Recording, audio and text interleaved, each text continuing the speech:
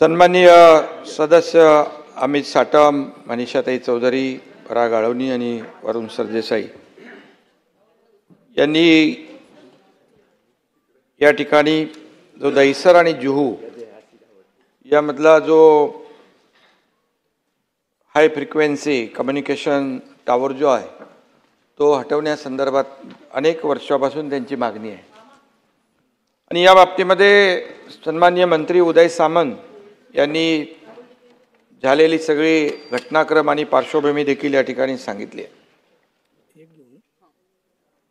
केंद्रीय मंत्री राममोहन नायडू यांना देखील या बाबतीमध्ये पत्र व्यवहार केला आणि त्यांनी देखील यामध्ये सकारात्मक भूमिका घेतलेली आहे। दहिसरमध्ये देखील आपण त्यांना जागा देतोय, जे पैसे लागत आहेत तेही आपण मंजूर केलेले आहेत। जुहूमध्ये देखील अमितजी त्यांची टीम येते आहे आणि त्यांची टीम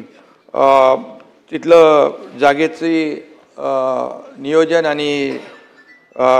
योग्यता तपासून बघून त्यांनाही आपण आपल्या शासनाच्या वतीने आश्वासन दिलेलं आहे की बाबा जागा आणि जे काही खर्च येणार आहे तो आपण त्या ठिकाणी त्यांना देणार आहोत। आणि याची तर दहिसरचं जे आहे शिफ्टिंगचं गोराईमध्ये आपण त्यांना ऑलरेडी जागा दिलेली आहे। आता यामध्ये मी स्वतः आणि आता मुख्यमंत्री महोदय देखील मी जेव्हा 2024ला देखील पत्र दिलं, आता देखील पत्र व्यवहार त्यांच्याबरोबर केलेला आहे आणि याच्या बैठका देखील सुरू आहेत। 18 फेब्रुवारीला देखील chairman airport authority of India यांची समोर बैठक झाली, आपल्या अपर मुख्य सचिव नगरविकास 1 त्यांची झाली आणि त्यानंतर मार्च 2025ला देखील या ठिकाणी बैठक झालेली आहे आणि 8 एप्रिल 2025ला आयुक्त मुंबई महापालिका यांनी पत्रान्वये केंद्रीय सचिव नागरी उड्डाण मंत्रालय यांना देखील यांच्याशी संवाद आणि पत्रव्यवहार केलेला आणि असे हे आतापर्यंत आपण 30 जूनला देखील या ठिकाणी जुहू येथील रडार मोजे मड येथे उपरोक्त 2 जमिनीवर रडार शिफ्टिंगसाठी व्यवहार्यता तपासून पुढील कार्यवाही करण्याबाबत मुंबई महापालिकेने देखील आणि आपल्या नगर विकास विभागाने देखील पत्राद्वारे आपण एअरपोर्ट अथॉरिटी ऑफ इंडियाला कळवलं आहे आणि त्यामुळे हे सगळं आता पॉझिटिव्ह आहे। अगदी 60 महिने अमित साटम म्हणाले की याच्यामध्ये हे सर्व काम झालं पाहिजे। मला वाटतं त्याच्यापूर्वी अगोदरच हे काम होईल, कारण मी देखील आणि मुख्यमंत्री महोदय देखील यासाठी आम्ही प्रयत्न करतोय। राममोहन नायडू यांच्याशी देखील फक्त पत्रव्यवहार न करता स्वतः यासाठी ज्याची किती गरज आहे आणि तिथे पुनर्विकास जो रखडलेला आहे त्यामुळे लोकांचा जीविताशी हा प्रश्न निगडीत असल्यामुळे आणि हजारो लाखो लोकांचा हा प्रश्न आहे, त्यामुळे यामध्ये सरकार पूर्णपणे मनीषाताई गंभीर आहे, तुम्हाला माहीत आहे यामध्ये, आणि आपण सातत्याने त्याचा पाठपुरावा करतोय आणि मला वाटतं आता हे अंतिम टप्प्यात काम आलेलं आहे अध्यक्ष महोदय, त्यामुळे हे काम लवकर होईल आणि ते आता तो प्रस्ताव जो आहे तो कॅबिनेट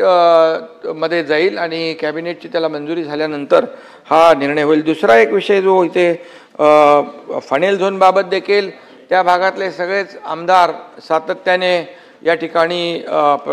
प्रश्न उपस्थित करत असतात आणि फनेल झोनमुळे या ठिकाणी हाईट रेस्ट्रिक्शनमुळे त्या ठिकाणी असलेल्या ज्या काही इमारती आहेत त्यांचा पुनर्विकास रखडलेला ही वस्तुस्थिती आहे आणि म्हणून हा पुनर्विकास रखडला मग काय त्याचं मग हाईट रिस्ट्रिक्शन असल्यामुळे कोणी डेव्हलपर येत नाही, कारण ते फिजिबिलिटी आणि त्याची व्हायबिलिटी नाही होत आणि त्यामुळे त्या ठिकाणी देखील नगर विकास विभागाच्या माध्यमातून आपण हे फनेल झोन मध्ये असलेले जे काही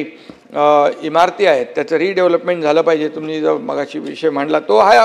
प्रश्नाच्या बाहेरचा आउट ऑफ स्कोप आहे, पण या ठिकाणी जिव्हाळ्याचा मुंबईकरांचा प्रश्न आहे म्हणून मी स्वतः या ठिकाणी उत्तर देतोय की यामध्ये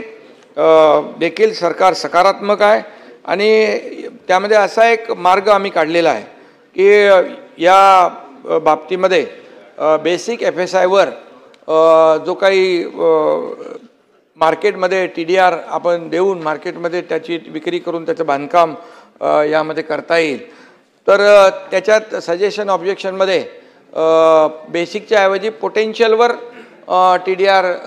ची मागणी झालेली आहे, ही वस्तुस्थिती आहे आणि त्याचबरोबर प्रीमियम जे आहे आपण या बाबतीमध्ये 50% प्रीमियम केलेलं आहे अध्यक्ष महोदय। त्यामध्ये त्या म्हणजे आपण जे रिलॅक्सेशन पाहिजेत या फनेल झोनमध्ये असलेल्या इमारतींचा पुनर्विकास करण्यासाठी जे काही रिलॅक्सेशन दिले पाहिजे किंवा आम्ही